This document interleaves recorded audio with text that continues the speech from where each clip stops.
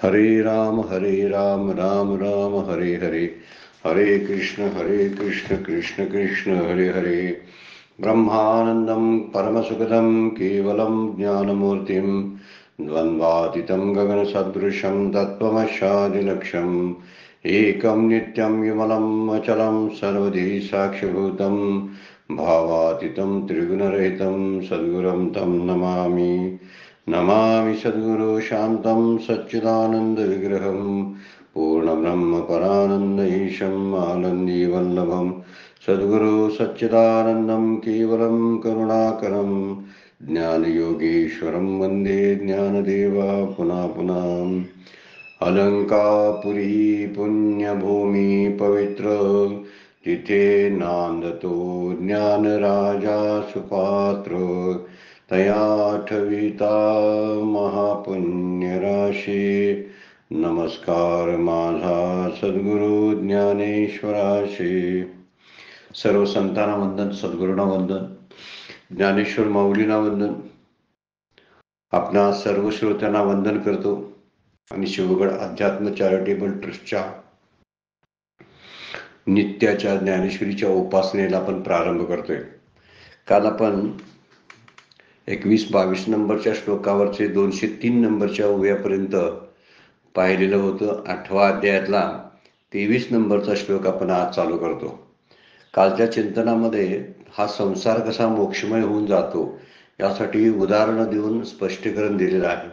आपणही काल त्या 4 दृष्टांत जे दिलेले आहेत त्याच्यावर चिंतन केलं असेल. खरोखरच आपलं काही चिंतन वेगळं असेल तर तेही माझ्याशी शेअर करायला मलाही बरं वाटेल, आनंद वाटेल. आपल्याला काहीतरी अधिक काहीतरी सुचलं असेल तर मलाही माझ्याशी ते शेअर व्हावं अशी माझी इच्छा आहे. आपण ही एकतर्फी करत नाही. थोडासा अभ्यास, ज्ञानेश्वरीचा अभ्यास या अर्थानं केलेला आहे.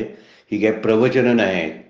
त्यामुळं आपण प्रत्येक ओळीवरती थोडंसं थांबून जायला लागलोय. आपल्यालाही काहीतरी वाटत असेल, सुचत असेल, कधीही आपण एकमेकाशी या गोष्टी जर शेअर केल्या तर निश्चितच उद्बोधक ठरू शकतात. आज आपण 22-23 नंबरचा श्लोक चालू करतो आणि आता जरासा त्याचा विचार, भगवंताचा विचार बदललेला आहे. या अगोदर अनन्य भक्त जो आहे, जो भगवंताशी एकरूप झालेला भक्त आहे, अशा भक्ताचं वर्णन सांगून झाल्यानंतर आता ते सांगणार आहेत की तुला अंतरातील वर्म दाखवित आहे म्हणतात. तर आता ते वर्म कोणतं आहे ते पुढे सांगणार आहेत. यत्र कालेत्वनावृत्तिम आवृत्तिम चैव योगिनाम प्रयाता यान्ति तम कालम वक्ष्यामि भरतर्षभम. इथे एक शब्द वापरलेला आहे, अनावृत्ती आणि आवृत्ती असा शब्द वापरलेला आहे.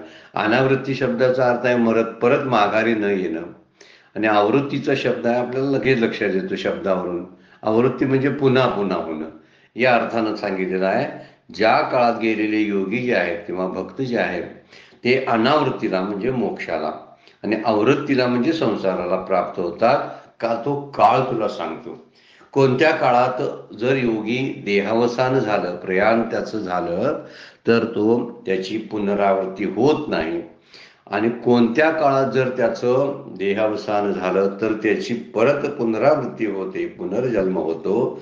तो काळ कोणता, सर्वसाधारण काळ कोणता असावा याचा विचार शास्त्र सांगतं आपल्याला. या सगळ्याच गोष्टी जळून येतील याची मात्र शाश्वती नाही, हे आपल्या मनावर नाही. आणि जन्म जसा आपल्या हातामध्ये नसतो तसा मृत्यू सुद्धा आणि मृत्यूची वेळ आपल्या हातामध्ये नसते. पण योगी पुरुष मात्र, अनन्य भक्त जे असतात ते आपल्या मृत्यूची वेळ ठरवू शकतात. आपल्याला महाभारतातलं एक उदाहरण ठाऊक आहे. इच्छामरणी भीष्म म्हणतात. भीष्माचार्यांनी उत्तरायणापर्यंत आपला देह प्राण जाऊ दिला नाही आणि शरपंजरावरती तसाच ठेवला, म्हणजे ते सहन केलं. असे काही लोक आजही आपल्याला बघायला मिळतील की तेही चांगला काळ बघून आपला देह ठेवत असतात. आता अलीकडे आता पद्धतीने आलेली आहे. एखादा चांगला दिवस आणि चांगला काळ बघून मुलांना सुद्धा जन्माला घातलं जातं असं अलीकडे बघायला गेलं आहे. काय विज्ञान काय चमत्कार करेल काय सांगता येत नाही. पण हा निसर्गाला चॅलेंज आहे, ही गोष्ट आपण लक्षात ठेवली पाहिजे. असो, कोणत्या काळामध्ये मृत्यू पावल्यानंतर तो योगी पुरुष जो आहे तो अनावृत्तीला प्राप्त होतो, म्हणजे मोक्षाला प्राप्त होतो. आणि कोणत्या काळात त्यानं देह ठेवल्यानंतर तो परत आवृत्तीला म्हणजे संसाराला पुनर्जन्माला प्राप्त होतो, याचं वर्णन या श्लोकामध्ये माऊलीने केलं आहे. त्यावरती खूप अशा ओव्याही टाकलेल्या आहेत. आपण या ओव्या आणि हे सुद्धा पुढील आता 2-3 श्लोक जे आहेत त्या श्लोकाचा विचार गंभीरपणाने करायचा नाही, कारण बऱ्याचशा गोष्टी त्या आपल्या हाताच्या आणि आपल्या विचाराच्या पलीकडच्या असतात.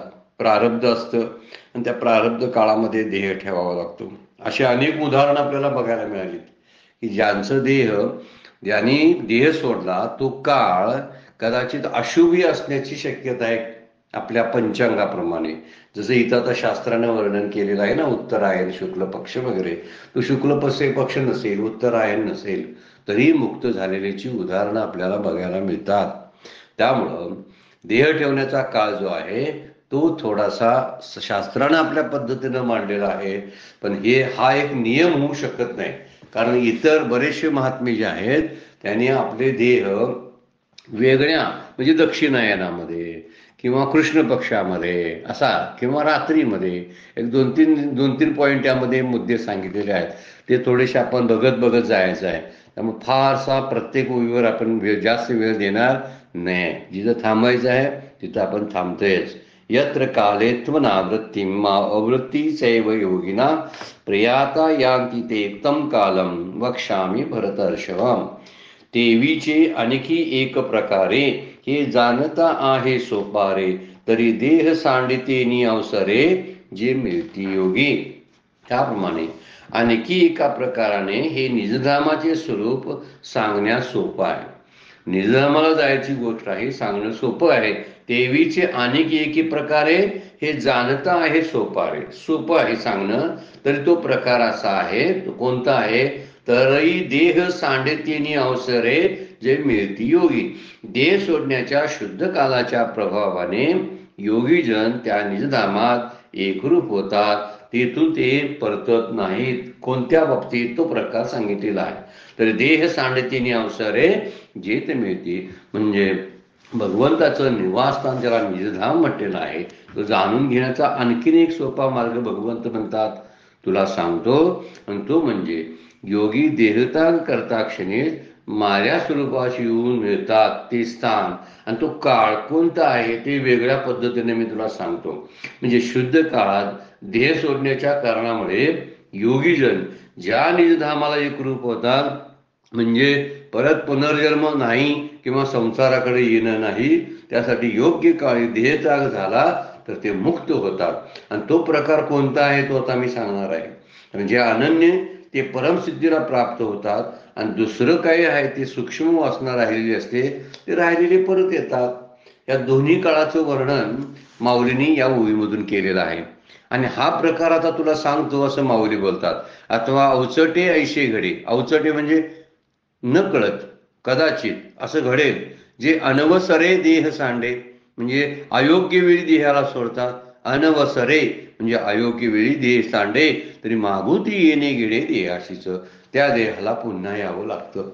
काळ व्यवस्थित नसेल आणि तो सांगितलेली जी भाषा आहे शास्त्रानं, तो जर काळ नसेल तर योग्याला देह अयोग्य काळी पडला तर पुन्हा जन्म मिळतो. आणि तो काळ कोणता आहे तो पुढं सांगितलेला आहे. म्हणून काळ शुद्धी जरी देह ठेविती, तरी ठेवित केवी ब्रह्मची होती. म्हणजे योग्य शुद्ध काळामध्ये योगी जर देह ठेवत असेल तर तो ठेवता क्षणीच काय होता?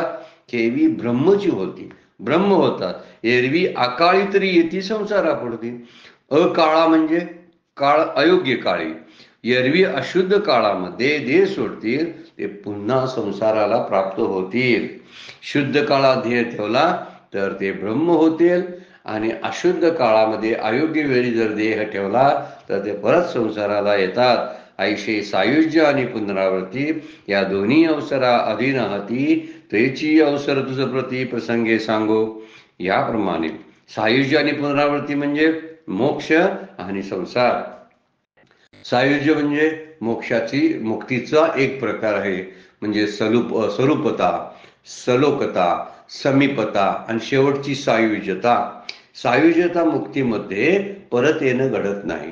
पण समीपता, सलुकता आणि स्वरूपता या ज्या तीन मुक्त्या ज्या आहेत या मुक्त्या का होतात, तर एक तर कुठल्या तरी लोकांमध्ये, चांगल्या लोकांमध्ये जिथं भोग चांगले भोगायला मिळतात असं अनंत काळ तिथे राहून यांना परत यावं लागतं. मात्र पण सायुज्य मुक्तीमध्ये परत येणं घडत नाही, म्हणून शब्द वापरला माऊलींनी, ऐसे सायुज्य आणि पुनरावृत्ती. दोन एकमेकाच्या विरोधार्थी शब्द आहेत, मोक्ष आणि जन्म, मोक्ष आणि संसार. म्हणून जन्म अभाव रूप मोक्ष आणि पुनर्जन्म अरूप संसार या दोन्ही गोष्टी शुद्ध अशुद्ध कालाच्या अधीन आहेत. या दोन्ही अवसरा अधीन आहाती, तोची अवसर तुझ प्रति प्रसंगे सांगू. ही कशावर आधारित आहेत, कशावर अवलंबून आहेत, तर शुद्ध आणि अशुद्ध काळावरती अवलंबून आहेत.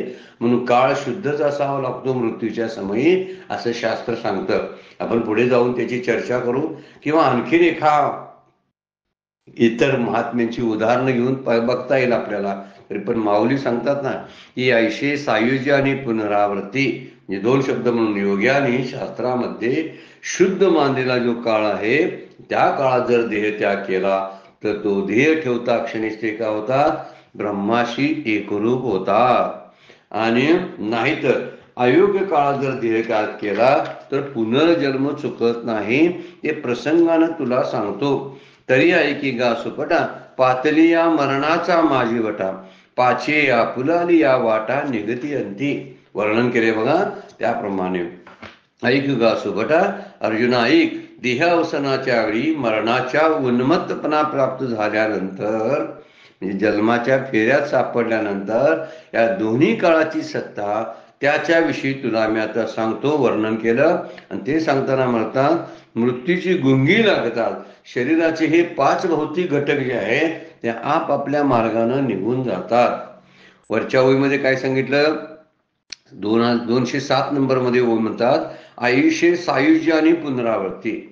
म्हणजे जन्म मरणाच्या फेऱ्यामध्ये 2 काळाची सत्ता तुला सांगतो. म्हणजे मुक्त्या ज्या आहेत, सलोकता आहे, समीपता आहे आणि स्वरूपता आहे. आणि शेवटी सायुज्य मुक्ती म्हणतात, यामध्ये परत येणं नसतं. त्यामुळे शुद्ध काळ आणि अशुद्ध काळाची सत्ता तिथे चालते. मात्र अर्जुना, पातली या मरणाचा माझीवटा, मृत्यूचा शेवटचा क्षण आला म्हणजे मृत्यूची ग्लानी येते, गुंगी येत असते. तर ती मृत्यूची गुंगी येऊ लागताच काय होतं, पातली या मरणाचा माझीवटा, पाचे आपुलालिया वाटा निगती अंती. 5 काय आहेत, ही पंचमहाभूत आहेत. हे घटक, जे 5 घटक आतमध्ये आहेत ते आपापल्या मार्गानं, ज्या मार्गानं आले होते त्या मार्गानं जायला लागतात, शेवटी निघून जातात. म्हणजे हे 5 महाभूत, पंचमहाभूत शरीराचा त्याग करतात. म्हणजे पृथ्वी, आप, आकाश, तेज, वायू, ही जी 5 महाभूत आहेत, ही महाभूत एक एक टप्प्यानं आपल्या देहाला सोडून जातात. ज्यावरती हा देह आधारित असतो, जड देह, ती जड महाभूत आहेत, ती पृथ्वी, आकाश, वायू, आप, तेज वर्णन केलेलं आहे. तर ही 5 महाभूताला धरून देह टिकून असतो. पण काही काळानंतर त्या देहाला नाश आहे, ही गोष्ट आपण अगोदरच पाहिलेली आहे. पण नाश होताना कशाचा नाश होतोय, म्हणजे देहाचा नाश होतोय. तर 5 भौतिक घटकांचा नाश होणं म्हणजे देहाचा नाश होणं. हे 5 घटक एक एक आपल्या मार्गाने निघून जातात. माऊलींनी वर्णन काय केलंय, पाचे आपुलाली या वाटा निगती. कारण आकाश हे समष्टीचं जे आकाश आहे, म्हणजे बाहेरचं आकाश, माझं आतलं शरीराचं आकाश आहे, हे वेष्टी आकाश म्हणतात. एका व्यक्तीपुरतं मर्यादित आहे, त्याला वेष्टी आकाश म्हणतात. आणि जे विश्वाचं आकाश आहे त्याला समष्टीचं आकाश म्हणतात. तर वेष्टी आकाश जे आहे ते समष्टीमध्ये मिसळतं. वेष्टी वायू आहे तो समष्टी वायूमध्ये मिळतो. तसं समष्टीमध्ये तेज मिसळतं, समष्टीमध्ये जल मिसळतं, पृथ्वी, असं समष्टीशी एकरूप होतात ही 5 तत्व आणि आपल्या मूळ स्वरूपात जातात. म्हणजे त्यांचं स्वरूप जे असतं त्या स्वरूपामध्ये जातात. तुकोबांचा अभंगच आहे, देह हा 5चा अनिल औषणा, शेखी ज्याचा त्याला देणे असे. तुकाराम महाराज सरळ बोलतात, ते म्हणतात हा देह 5 घटकांकडून उसणं आणलेला आहे. आणि त्याचमुळं ही जड तत्व ज्याला मटेरियल आपण म्हणतो, हे मटेरियल आपण घेतलेलं आहे आणि त्या मटेरियलच्या द्वारे हा देह तयार झालेला आहे. त्यामुळे मटेरियल मधून तयार होतो म्हणून त्याला मॉर्टल म्हणतात. त्याशी संबंधित तो शब्द आहे. तर हा मॉर्टल का म्हटलेला आहे, तर तो मटेरियलनं घडलेला आहे. सगळी 5 भौतिक सृष्टी जी आहे यामध्ये 5 घटक आहेतच आणि म्हणूनच ती सृष्टी टिकून असते. ज्यावेळी हे 5 घटक आपापल्या रस्त्यानं निघून जातात, म्हणजे जिथून आले होते तिकडे जातात, त्यावेळी देह पडतो. म्हणून तुकोबा म्हणतात, देह तो पाचाचा आणीला उसना. उसणं आणलेलं आहे 5 गोष्टीकडून. सेखी म्हणजे शेवटी, शेखी ज्याचा त्याला देणे असे, ज्यांच्याकडून उसनवारी केलेली असते ते त्याला परत द्यावं लागतं. आता समुद्रातून सुद्धा उदाहरणार्थ बघा, समुद्रातून मेघ उसणं पाणी घेतात की नाही. आपण प्रत्येक वेळी बघतो बाष्पीभवनाच्या रूपानं ढग तयार होतात. सगळे मेघ हे समुद्रातून पाणी घेत असतात. उसनवारीच आहे, कारण तीच उसनवारी पुढे ती त्यांना परत करावी लागते. तेच पाणी पावसाच्या द्वारे नद्या नाल्यातून परत समुद्राला जातं, म्हणजे समुद्राचंच होतं ना. तसं हे 5 भौतिक घटक आपण या सृष्टीतले घेतलेले आहेत, ज्याचं त्याला शेवटी द्यावेच लागतात. म्हणजे वायूकडून घेतलेला श्वास तो वायूला द्यावा लागतो, तो वायू तत्वात मिसळतो. पृथ्वी तत्वातून पृथ्वी तत्व जे आहे ते मातीशी एकरूप होतं. सगळीच तत्व आहे, आकाश आकाशाशी एकरूप होतं, माझ्याकडे राहत नाही. त्यामुळे देह नाशवंत आहे म्हणून माऊली म्हणतात, पाचे आपुली या वाटा निगती अंती, तरी ऐक गा सुभटा पातली या मरणाचा माझीवटा. पाचे आपुली या वाटा निगती अंती, ऐसा वर पडिला प्रयाण काळी. बुद्धी ते भ्रम न गिळी, स्मृती नव्हे आंधळी न मरे मन. एक वेगळी अवस्था आता माऊली सांगतात. अशा अंगावर पडलेल्या या काळामध्ये, प्रयाण काळामध्ये भ्रम हा बुद्धीला गिळत नाही आणि स्मृती आंधळी होत नाही आणि मन मरत नाही. म्हणून मन सावध असणे ही स्थिती सांगितलेली आहे. यामध्ये सावधान असणं फार महत्वाचं आहे योग्याला. त्यामुळे योगी जर सावधान असेल तर त्याची पुनरावृत्ती चुकते. आणि योगी जर त्याच काळ जर बेसावध असेल आणि काळ अशुद्ध असेल, योग्य वेळ नसेल, तर निश्चितपणाने तो योगी पुनरावृत्तीला प्राप्त होतो. त्यामुळे सावध साधकाची स्थिती सांगितलेली आहे. मृत्यूच्या वेळी भ्रम बुद्धीला गिळत नाही, त्याची बुद्धी सतेज असते, स्मरणशक्ती चांगली असते, म्हणजे भ्रमिष्ट झालेली नसते आणि स्मरणशक्ती त्यांची गेलेली नसते आणि मनाचाही लय झालेला नसतो. म्हणजे मन ताजतवान असतं, स्मृती आंधळी झालेली नसते आणि बुद्धीत भ्रम नसतो. बुद्धी आणि स्मृती एकच जवळजवळ शब्द वापरलेले आहेत. स्मृती शिल्लक असणं शेवटच्या ठिकाणी, शेवटच्या काळामध्ये फार महत्वाची गोष्ट आहे. बरेचसे लोक जे असतात ते मूर्छा येऊन पडलेले असतात, ग्राणित कोमात असतात आणि त्यामुळे त्यांना काही ते कळतंय नाही. ज्या योग्याला असा मरणकाळ प्राप्त झाला असता, इतराप्रमाणे त्याची बुद्धी भ्रमाने व्याप्त झालेली नसते. हे योगी पुरुषाच्या बाबतीत शक्य आहे. त्यावेळी भ्रम नसतो. आम्हाला सर्वसामान्य जीव आहेत ना, हे भ्रमिष्ठ होतात शेवटच्या काळामध्ये. कदाचित त्या ठिकाणी यमदूत दिसत असतील किंवा जाण्याचा प्रवास सुरू झालेला असेल, भयभीत झालेली बुद्धी असेल कदाचित, पण ती भ्रमिष्ठ झालेली असू शकते. पण योग्यांच्या ठिकाणी मात्र असा मरणकाळ प्राप्त झाला असता, इतराप्रमाणे त्यांची बुद्धी भ्रमिष्ठ होत नाही, पण सामान्यांची बुद्धी मात्र भ्रमिष्ठ होते. सदासाद विचार करण्याची जी पात्रता आहे ती राहतच नाही. बुद्धी भ्रमिष्ठ झाली की सद काय, असद काय, आत्म काय, अनात्म काय, सार काय, असर काय याचा विवेक संपून जातो, कारण बुद्धीच भ्रमिष्ठ होत असते म्हणून. परंतु भक्तीनं किंवा उपासनाने हे योगी पुरुष किंवा भक्त जे असतात, युक्त असणारे भक्त आहे, ती साधकांची बुद्धी विचारक्षम असते. आणि बहुतेकांना मृत्यूकाळी स्मृतीभ्रष्ट झालेला असतो, काही आठवत नाही. उलट मृत्यूकाळी का आता अलीकडे नवीन सुरू झालेला आहे, 60-65 नंतर स्मृतीभ्रंश सुरू होतो. मरणकाळीचा काही संबंधच नाही, मरण काळात काय आठवण्याचा विचारच नाही. त्यामुळे बहुतेकांना मृत्यू काळामध्ये स्मृती गेलेली असते, पण या अभ्यासू योगी जे असतात त्यांचं स्मरण टिकून असतं. मी कुठं आहे, मी काय, माझं मरण म्हणजे कसं व्हायला लागलेलं आहे, या मरणाच्या वेळी मी कोणत्या स्थितीमध्ये आहे, हे सगळं त्यांना आठवत असतं. पण इतर जे असतात ते मूर्छितच असतात. म्हणून अभ्यासू साधकाचं जे मन आहे ते मन सावध असतं. त्यामुळे माऊली काय बोलतात बघा, ऐसा वर पाडीला पर्यान काळी, बुद्धी ते भ्रम न गिळी, स्मृती नवे आंधळी, न मरे मन, हा चेतना वर्ग आघावा, मरणी दिसे टवटवा. कुठला चेतना वर्ग? हा सांगितलेला. बुद्धी आहे, स्मृती आहे, मन आहे, हे सगळे चेतना वर्गाचे घटक आहेत. हा संपूर्ण चेतना वर्ग मरणाच्या वेळी देखील पूर्वी अनुभवलेल्या ब्रह्मस्थितीला तो काय करतो? गवसणी घालतो. पूर्वी अनुभवलेल्या ब्रह्मभावा गवसणी होऊनी गवसणी घालतो. म्हणजे मरणकाली सुद्धा अनुभवलेल्या ब्रह्माचे अखंड अनुसंधान ठेवत असतो. गवसणी घालणं म्हणजे त्याच्याशी एकरूप झालेला असतो. जे त्यांनी ब्रह्मस्थिती जीवनमुक्त अवस्थे काळामध्ये जी भोगलेली असते, किंवा जो आनंद उपासनेतून भक्तीतून त्याला जो ध्यानातून नामातून मिळालेला असतो, तो नामाचा ध्यानाचा अनुभव तो मरणकाळी सुद्धा अनुभवत असतो. किती छान स्थिती असेल बघा. म्हणून वर्णन करताना म्हटलेलं आहे की या मरणकाळी त्याच्या इंद्रियांचा जो समुदाय असतो तो टवटवीत असतो. आणि टवटवी शब्दाचा अर्थ आहे मरणी दिसे टवटवा, म्हणजे कार्यक्षम असतो. ते सगळी इंद्रिय त्याची जी असतात ना ती कार्यक्षम असतात. मन बुद्धी चित्त कार्यक्षम असतं. पूर्वी अनुभवलेली जी ब्रह्मस्थिती आहे ते आकलन असल्याने तो प्रसन्न असतो. मरताना रडत नाही, कारण त्याचं मरण त्याला कळत असतं आणि त्यामुळे तो रडत नाही. बुद्धी मन स्मृती याला काय म्हणलेलं आहे?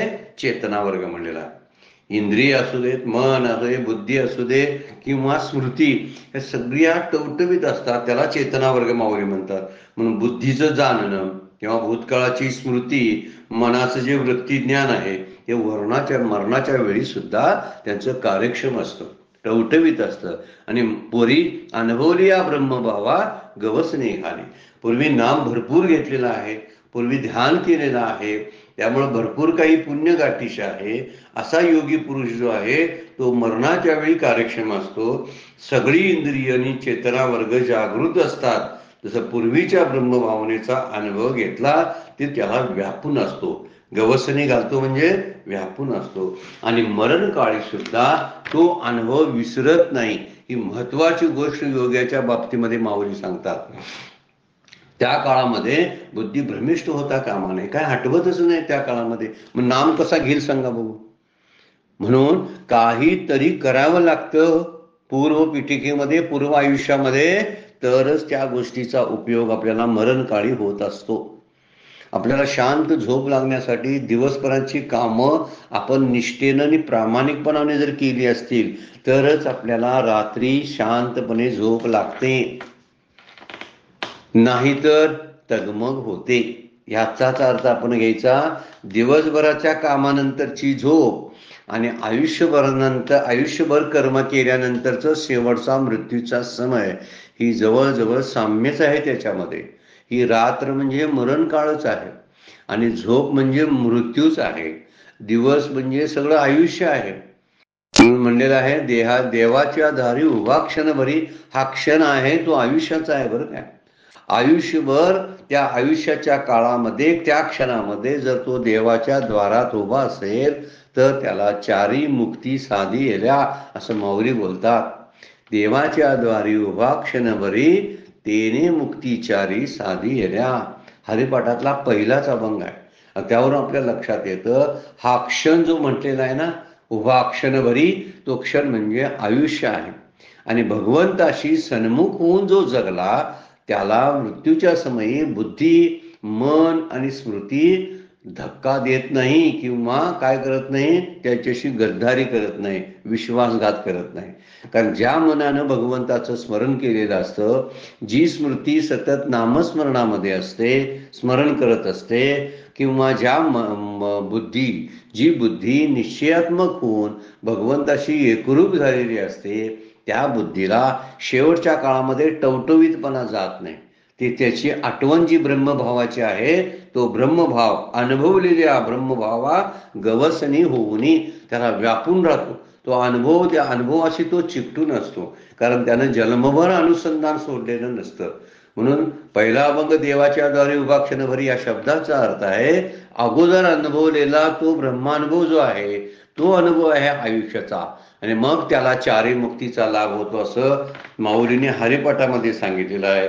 म्हणजे गीत म्हणताना म्हणतात की हा सगळा अनुभव त्या अनुभवाशी तो व्यापलेला असतो, आणि मरणकाळी त्याची बुद्धी सगळा चेतना वर्ग जो आहे तो टवटवीत राहतो. ऐसा सावध हा समवायो, असा समुदाय जो आहे तो सावध असतो. म्हणजे बुद्धी, मन, स्मृती, इंद्रिय सावध असतात, आणि निर्वाण वेरी निर्वाहो, आणि सावधपणा हा मरणापर्यंत एकसारखा टिकतो. निर्वाहो म्हणजे टिकतो, निर्वाण वेरी मरणापर्यंत, निर्वाणापर्यंत तो टिकून राहतो. हे तरीच घडे सावायो अग्नीचा अति. आता नवीन शब्द सुरुवात केला बघा, विषयाला दुसरा अर्थ आता विषय वेगळा केला चालू माऊलीने. मरणकाळ योग्य म्हटला जातो, परंतु घडतं कधी ते जर जठरा अग्नीचं साह्य असेल तर. म्हणजे आतला अग्नी शरीरातला जर तेवत असेल, ज्वलंत असेल, म्हणजे त्याची ज्वाला अग्नीनं पेट आहे तसा अग्नी जर चालू असेल तरच ही गोष्ट घडते. काय? सावध हा समवायो आणि निर्वाण्यावेरी निर्वाहो. मरणापर्यंत जर टिकून राहायचं असेल आणि सावधपणा राहायचं असेल, सगळे मन, बुद्धी, चित्त आणि इंद्रिय ही सावध आणि टवटवीत राहायची असेल तर त्यासाठी अग्नीची गरज लागते. आणि हा अग्नी आपल्या शरीरामध्ये जठराग्नीच्या रूपानं असतो. असा जाणीवपूर्वक सावधानता मृत्यूच्या शेवटच्या क्षणापर्यंत हमखास टिकू शकते असं माऊली म्हणतात. पण देहातलं जे अग्नितत्व आहे त्या अग्नितत्वाचं साह्य त्याला असावं लागतं. कारण मरणकाळ हा भयंकर आहे, आणि म्हणून भयंकर असल्यामुळं निर्वाणवेरी शब्द वापरला बघा. निर्वाणवेरी हे तरीच घडे सावायो. मरणकाळ कसा असतो? भयंकर असतो, आणि हा सावध राहू देतच नाही. कारण एवढ्या यातना आणि वेदना त्या काळामध्ये असतात, आणि भयावह अशी स्थिती, अंधकर्माय स्थिती असते. यात भ्रमिष्ट व्हायला खूप जागा आहेत, मनाचं मन पण गळून जायला खूप जागा आहे. स्मृती जाणण्यासाठी बरेचसे प्रसंग मृत्यूच्या काळामध्ये तयार होतात. पण जो सावध आहे आणि ज्यानं काहीतरी अगोदर टिकवून ठेवलेलं आहे त्यासाठी, आणि ही सावधानता राहण्यासाठी आत अग्नीचं साह्य लागतं. बघा कसं कसं परावलंबी सगळं मृत्यू सुद्धा आहे, तो आपल्या हातात नसतो. अग्नीचं साह्य योग्य वेळी जमणं या गोष्टी ज्या आहेत, यासाठी माझी आयुष्याची वाटचाल किती योग्य दिशेनं असली पाहिजे बघा. किती धर्म, नीती, नियम, शास्त्र ह्या गोष्टींना धरून ज्यांनी वाटचाल केलेली आहे त्यांचा मृत्यू सुखावह होत असतो. हे सांगण्यासाठी म्हणतात अग्नीची साह्य लागतं. आता अग्नीचं साह्य माझ्या हातात आहे का सांगा बघू. यासाठी कुठल्या तरी उपासनेची किंवा माझ्या साधनेची त्याला गरज पडते, म्हणून वर्णन करतात. 212 नंबरची वेग. पहा पहा वारेने का उदके, जे दिव्याचे दिवे पण झाके, ते अस्तची काय देखे दिठी आपुली. वर्णन कसं एक दृष्टांत दिलेला आहे बघा. अग्नीचं साह्याची कशी गरज असते हे सांगण्यासाठी दृष्टांत देतात. असं पहा पहा पा वारेने का उदके, वाऱ्याने किंवा पाण्याने. वारेने का म्हणजे किंवा, उदके म्हणजे पाण्याने. जे दिव्याचे दिवेपण झाके, दिव्याचा दिवेपणा झाकला जातो, लोपला जातो, दिवा विझतो. एक तर वाऱ्यानं, नाही तर त्याच्यावर पाणी शिंपडल्यामुळं दिवा विझतो, अग्नी विझतो. तेव्हा ते दिव्याचे दिवेपण ते अस्तची काय देखे दिठी आपली. तेव्हा पूर्वीच असलेली आपली दृष्टी कार्यक्षम असून सुद्धा अंधारात दिव्याच्या अभावी काही पाहू शकत नाही. दृष्टी नुसती चांगली असून चालत नाही, त्यासाठी प्रकाशाचं अग्नीचं साह्य असावं लागतं. माझ्या हातात दिवाच नसेल आणि दृष्टी माझी चांगली असेल तर काय उपयोग आहे का सांगा बघू. आणि तो उपयोग होणार नाही हे सांगण्यासाठी माऊलीने अतिशय सुंदर दृष्टांत दिलेला आहे. वाऱ्याचं आणि पाणी. वाऱ्यामुळे किंवा पाण्याच्या शिंतोड्यामुळे जेव्हा दिव्याची ज्योत मालवते तेव्हा आपली दृष्टी काय उपयोगाची सांगा. आपली दृष्टी चांगली असून सुद्धा तरी तो पाहू शकत नाही. म्हणजे मन, बुद्धी वगैरे सगळे चांगले आहेत, पण अग्नीचं साह्य नसेल तर. वरच्या ओवीचा अर्थ इकडे खाली दिलेला आहे. वरच्या ओवीमध्ये म्हणतात हे सगळं समुदाय जो चेतना समुदाय आहे तो जागृत आणि सावध असायला पाहिजे. पण नुसता सावध नाही तर शेवटच्या क्षणाला त्याला अग्नीची सहाय्यता असावी लागते. जसं आपल्याला जर एखादी वस्तू पाहायची असेल तर ती वस्तू वाऱ्यानं, तो दिवा ज्या दिव्यानं पाहिजे तो दिवा वाऱ्यानं किंवा पाण्याच्या शिंतोड्यानं जर विझला असेल तर माझी दृष्टी चांगली असून का उपयोग आहे सांगा? कोणताही उपयोग होत नाही. आणि हाच मुद्दा पटवून देण्यासाठी की वाऱ्यामुळे काही जर दिवा गेला असेल तर व्यवहारात सर्व डोळ्यांनी विचार केला तर तो पाहतो, पण सगळं डोळ्यांनी दिसतं. पण सूर्य, प्रकाश किंवा दिवे, इतर इंद्रिय हे विषय ग्रहण करताना विचार केला पाहिजे. प्रकाशाची अपेक्षा ठेवत नसली तरी सुद्धा प्रकाशाची गरज आहे. हा मुद्दा इथं आहे. सगळं डोळ्यांनी पाहतो तो, पण नुसते डोळे असून चालेल का? सूर्याचा प्रकाश नसेल, दिवाचा किंवा बॅटरीचा प्रकाश नसेल तर आपल्याला दिसतंय काय बघा? तसं सगळा चेतना वर्ग जरी सावध असला आणि अग्नी नसेल डोळ्याला अंधारात काही दिसत नाही. म्हणून दिवा विझला असेल तर दृष्टी असून सुद्धा तो एखाद्या पदार्थाला पाहू शकत नाही. तसं देहाचं इतर कार्य जरी व्यवस्थित असले पण जर अग्नी नसेल तर सावधानता ठेवता येणार नाही. म्हणजे मन कसं चांगलं पाहिजे, स्मृती पाहिजे, दुसरी गोष्ट बुद्धी भ्रमिष्ट होता कामा नये.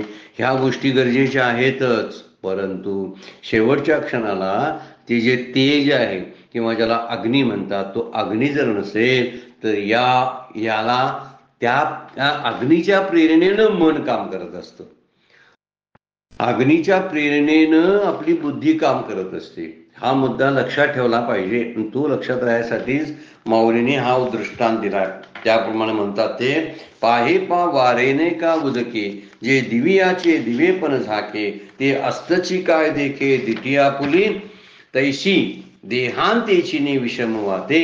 त्यावेळी मरणाच्या वेळी विषम वाताने देह हा काय होतो? देह आत बाहेर श्लेष्मा आते, आत बाहेर कप दोषादी विकार जे आहेत जर प्राप्त होतात आणि त्यामुळे ते विजून जाई उजिते अग्नीची. जेव्हा देहातील जो अग्नी आहे तो दिवा जेव्हा विझून जातो, आतला जो अग्नी आहे त्याला दिवा म्हटलेला आहे, तो अग्नी विझून जर गेला तर जसं डोळे असून दिसणार नाही तसं मन बुद्धी चित्त चांगले असून सुद्धा, ते चांगले भ्रमिष्ट न झालेले असून सुद्धा अग्नीचं साह्य नसल्यामुळं आपल्याला दिसणार नाही.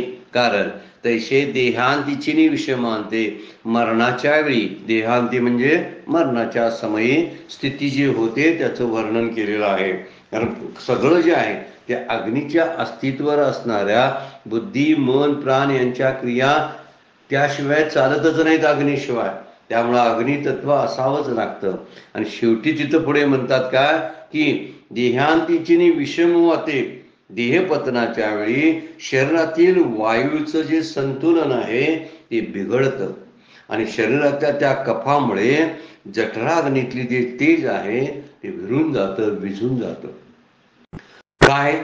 कफ किंवा वात हे जे विकार आहेत, त्रिदोष आपण ज्याला म्हणतो, ते त्रिदोष मरणाच्या वेळी उफाळून येतात. बरेच वेळा लोकांच्या घशातून घर घर घर घर असा आवाज येत असतो बघा. त्याचा अर्थ आहे कफ निर्माण झाले जातो. त्याला शब्द वापरलाय बघा, श्लेष्मा. देह आत बाहेरी श्लेष्मा आते, म्हणजे कफामुळे देह आत बाहेर असा कोंडला जातो. वात पित्त कफ यांना त्रिदोष म्हणलेला आहे. तसा यामुळं शरीरातील कफामुळं हा जठराग्नी जो आहे त्याचं तेज विझून जातं, दिवा विझतो किंवा त्यासाठी दिवा प्रज्वलित असायला पाहिजे. आणि त्यामुळं देहातील जे विषमपणा आहे, कशात विषम निर्माण होतो? एक तर वात वाढलेला असेल, कदाचित कफ वाढलेला असेल, अशी विषमता निर्माण होते. विषम झाला असेल तर अग्नीचं तेज मात्र जातं.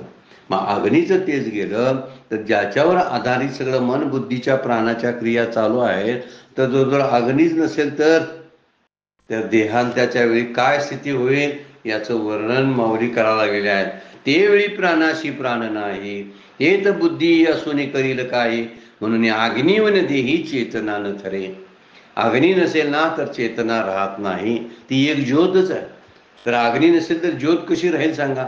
चेतनेची ज्योत आहे, प्राणाशी प्राण नाही. प्राणालाच प्राण नसतो, प्राण निश्चेष्ट झालेला असतो. ते तर बुद्धी असूनही करील काय? त्या स्थितीमध्ये बुद्धी असून सुद्धा काय उपयोग होतो? म्हणून देहात हा अग्नी असल्या वाचून चेतना शक्तीला आश्रय नसतो. चेतना शक्ती कामच करत नाही, असते पण काम करत नाही. हे इंधन ज्याला आपण म्हणतो, हे इंधन असावंच लागतं. आपली जरी मोटर कार चालवा लागलो, आपण एखादी यंत्र चालवायला लागलो, तर त्याला इंधन लागतं. मग ते विद्युत स्वरूपात असेल किंवा तेलाच्या स्वरूपात असेल, पेट्रोलच्या स्वरूपात असेल, पण इंधन लागतं ना. चांगलं चांगलं नटवलेलं मशीन आहे, त्या मशीनची चाकं सुद्धा फिरतात. फिरवली तर फिरतात, पण फिरायसाठी इंधन पाहिजे ना. इंधनच नसेल तर, हा मुद्दा मांडलेला आहे. त्यामुळे वर्णन करताना म्हणतात, ते वेळी प्राणाशी प्राण नाही. प्राणातच प्राण नसतो म्हणजे श्वासोच्छवासामध्ये जीवनपणा नसतो. प्राणात प्राण नसतो या शब्दाचा अर्थ आहे, श्वास सुद्धा मंद होत येतो किंवा अडखळतो. शेवटचा श्वास अडखळणं म्हणजेच मरण आहे. बुद्धी तल्लक आहे, पण तरी सुद्धा त्याचा उपयोग होत नाही, कारण प्राणाची क्रियाशक्ती नष्ट होते. आणि प्राणशक्तीला चेतवणारा जर अग्नी नसेल तर प्राणवायू सुद्धा निस्तेज होतो. म्हणून म्हणतात माऊली, तेवेळी प्राणाशी प्राण नाही, बुद्धी असूनही करेल काही. म्हणून अग्नी विन देही चेतना न तरे. तसं मन बुद्धी हे सूक्ष्म शरीरांतर्गत, तसेच प्राण सूक्ष्म शरीरात सूक्ष्माचे व्यवहार चालू असतात, पण हे सगळे सूक्ष्माचे व्यवहार स्थूलावर चालू असतात, म्हणजे स्थूलावर अवलंबून असतात. जर शरीरामध्ये हे कफ वात किंवा पित्त हे त्रिदोष निर्माण होऊन समतोल ढासळला तर मात्र कठीण होतं. हा समतोल ढासळता कामा नये, म्हणजे सम राहिलं पाहिजे. कारण वरती म्हणजे नाही, विषमाते देहातेंची विषमाते, त्या मरणाच्या काही विषमता निर्माण होण्याची शक्यता आहे. आणि प्राण निस्तेज जर झाला तर बुद्धी असून काय उपयोग होत नाही, कारण बुद्धी भ्रम मूर्छा ग्लानी इत्यादी दोष निर्माण होतात या कफामुळं. म्हणून प्राणाचे जे कार्य असतं ते व्यवस्थित चालण्यासाठी शरीरातला अग्निज्योतीचा प्रकाश आहे तो आवश्यक आहे. ती ज्योत पेटलेली असेल ना तरच मनबुद्धी भ्रमिष्ट होत नाही. मन बुद्धीला चेतना मिळते किंवा त्याला शक्ती मिळते, ती अग्नीची असते असं माऊली बोलतात. आणि मागील स्मरण आघवे ते तेने अवसरे सांभाळावे, मग देह तेजुनी मिळावे स्वरूपी की. त्या स्मरण प्रसंगी माग जे अभ्यासलेला असतो तो ब्रह्मानुसंधान पूर्णपणे सांभाळायचं करायचं असतं. आणि मग देह सोडून ब्रह्मस्वरूपात एकरूप व्हायचं असतं, पण तसं काय घडतच नाही. अग्नीच्या अग्नी असेल तर त्या काळात काय होतं, देहातील वर्णन केलं, अग्नी गेला तर काय होतं. मधली एक ओळ राहिली, माफ करा, 215 नंबरच्या ओळीचा. पण मग आगा देहीचा अग्नी जरी गेला तर देह नव्हे चिकुलवला, वाया आयुष्य वेळ आपला अंधारे दिवशी. फार सुंदर दृष्टांत माऊलीने देऊन वर्णन केलेलं आहे बघा. 215 मध्ये वरती म्हणतात प्राणाचा प्राण नाही, मग बुद्धी असून करायची काय, कारण अग्नीच नसतो. आणि पुढे म्हणतात देहीचा अग्नी जरी गेला, या देहातील अग्नी जर नष्ट झाला तर तो देहच नसतो, तरी देह नव्हे चिखलू ओला, तो केवळ ओला चिखलच होतो. देह म्हणजे चिखलाचा गोळाच होतो, बाकी काही शिल्लक राहत नाही. अशा स्थितीमध्ये वाया आयुष्य वेळ आपुला अंधारे दिवशी, आयुष्य आपल्या संपण्याची वेळ अंधारात व्यर्थपणे चाचपडत असते, शोधत असते. किती वाईट स्थिती असेल बघा त्या काळात. त्यामुळे देहातला अग्नी गेला तर देह चिखल बनतो. आपण पोटाला हात लावून मरणाच्या वेळी बघतात माणसाच्या, जर गरम लागत असेल ना पोट, कारण सगळं जरी थंड झालं तर पोटात जो जठराग्नी असतो तो जर चालू असेल ना तर अजून त्याच्यामध्ये काहीतरी प्राणशक्ती आहे असं म्हटलं जातं. हातानं बोल लागला, गरम लागलं तर बरं, नाहीतर बाहेर नेतात आणि अग्नीत घालतात, ही अशी अवस्था होते. त्यामुळे देहातला अग्नी जर गेला तर देह चिखल बनतो आणि ओली मातीचा जसा गोळा आहे तसा बनतो. त्यामुळे जीवनातलं आयुष्यातलं शेवटचं क्षण आपले असतात ते चाचपडण्यामध्ये फुकट जातात. म्हणजे मागची सगळी साधना वाया जाण्याची शक्यता असते. भगवंत या काळामध्ये सांभाळत असतात, श्रीगुरु सांभाळत असतात, पण एवढं देव बलवत्तर असायला पाहिजे. अनेक नाड्यांची गती, हृदयाचं स्पंदन असतं, रक्ताभिसरण चालू असतं, श्वासोच्छ्वास चालू असतो, सगळा अग्नीवर चालू असतो. म्हणून शेवटच्या क्षणाला हे तेज तत्व डोळ्यामध्ये असतं बघा. डोळ्यामधलं तेज तत्व गेलं की डोळे पांढरे होतात. डोळे पांढरे झाले की त्याला गेला असं जाहीर करतात. म्हणजे तेज तत्व, अग्नी तत्व जे आहे ते शेवटपर्यंत असतं. दिवा विजला की घरात कसं अंधाराचं साम्राज्य होतं आणि घरातली माणसं ठेवलेली वस्तू सुद्धा सापडत नाही. तसं घेतलेलं नाम, कोणतं नाम हेच कळत नाही. कसं ध्यान करत होतो मी, ज्ञानेश्वरीच्या ओव्या मला का आठवण झाल्यात, चाचपडत बसतो का? अग्नीचं तत्वच निघून गेलेलं असतं. अग्नीचं साह्य नसतं, तत्व निघून गेलेलं असतं. म्हणजे काय, या मन बुद्धी प्राणाला जे अग्नीचं साह्य मिळायला पाहिजे त्या अग्नीचं साह्य मिळत नाही. कारण सगळी नाड्यांची गती, हृदयाचं स्पंदन असू दे, रक्ताभिसरण असू दे, श्वासोच्छ्वास असू दे, हा अग्नीवर चालू असतो. आणि जसं अग्नी विजला, तर एक उदाहरण दिले ना माऊलीने, चाचपडणं आयुष्याचे शेवटचे क्षण तात्पडतो म्हणतात. काय म्हणतात, वाया आयुष्य वेळ आपुला अंधारी दिवशी. त्या अंधारामध्ये मृत्यूच्या समयाचा अंधार जो असतो, दिवा विजल्यामुळं त्या अंधारामध्ये तो चाचपडत राहतो. आयुष्याचे क्षण म्हणजे ज्या आयुष्यामध्ये जो ब्रह्मानुभव अनुभवलेला असतो, ध्यानातला अनुभव असतो, नामाचा अनुभव असतो, तीर्थयात्रेचा, ग्रंथाभ्यासाचा, तत्वचिंतनाचा जो अनुभव असतो तो अनुभव सापडत नाही. म्हणजे त्या अनुभवात प्राण जायला पाहिजे, पण तसं न होता तो चाचपडत राहतो. जसं दिवा गेला घरातला आणि अंधारात जर माणसं असली तर त्याने कुठली वस्तू कुठं ठेवली हे चाचपडत बसतात बघा, ही सापडतच नाही. तशा प्रकार होतो, अंधारात त्याला काही सापडत नाही आणि शेवटचे क्षण जे असतात ते वापरता येत नाही असं माऊली म्हणतात. फार वाईट स्थिती आहे बरं का, की शेवटचे क्षण वापरता आले पाहिजेत. आणि म्हणूनच तुकोबा म्हणतात ना, शेवटचा दिवस गोड व्हावा. मी याजसाठी केला होता अट्टहास, शेवटचा दिवस गोड व्हावा. शेवटचा दिवस गोड व्हावा म्हणजे काय करायला पाहिजे, माझे हे चाचपडण्याचे क्षण जे वाया जाणार आहेत ती मला वाचवता आले पाहिजेत. माझी प्राणशक्ती, बुद्धिशक्ती तल्लक असायला पाहिजे. ती तल्लक असण्यासाठी अग्नी असायला पाहिजे. या सगळ्या गोष्टीची सहाय्यता मिळाली तर माऊली म्हणतात मग चाचपडणं होत नाही. वेळ संपलेले, आपल्याला थांबावं लागतंय. आजची सेवा सद्गुरूंच्या चरणी, भगवान ज्ञानेश्वरांच्या चरणी अर्पण करून विराम घेऊया. पुंडरीक वरदा हरी विठ्ठल, श्री ज्ञानदेव तुकाराम. विठ्ठल विठ्ठल विठ्ठल विठ्ठल विठ्ठल विठ्ठल विठ्ठल विठ्ठल.